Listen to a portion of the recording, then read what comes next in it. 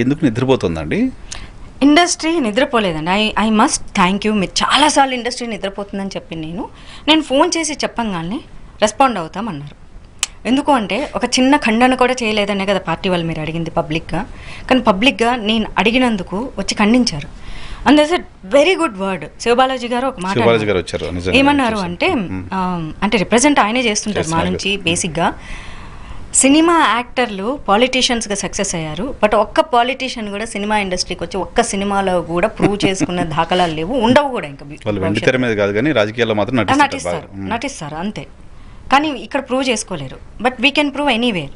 We are multi talented, we are crowd pullers. అంతో ఇంతో ఈరోజు నేను మాట్లాడుతున్నా అంటే 10 మంది వింటున్నారు అంటే నాకు సినిమా నుంచి వచ్చినటువంటి నేమ్ ఫేమ్ వల్లే వింటున్నారు. అంతే. ఖండించారు కదా, I'm very happy for that.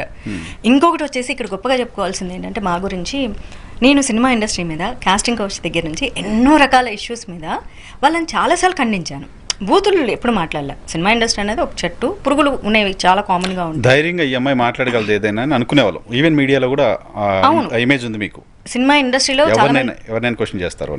Cinema ఇండస్ట్రీలో డైరెక్టర్లు, ప్రొడ్యూసర్లు కూడా అంత కరెక్ట్గా మాట్లాడామని నాకు ఫోన్ చేసి చెప్తారు. సో సినిమా ఇండస్ట్రీ నన్ను ఎప్పుడు అవాయిడ్ చేయాలి. బయట జనాలు ఇన్ని మాట్లాడుతుంది కదా, సినిమా ఇండస్ట్రీ అవాయిడ్ చేసి పడేసింది అది. No and it is highly impossible. నేను మాట్లాడే దాంట్లో ధర్మం ఉంది కాబట్టే యాక్సెప్ట్ చేశారు. ఇప్పుడు కూడా ధర్మంగానే అడిగాను కాబట్టి they said okay and they condemn. I'm very happy.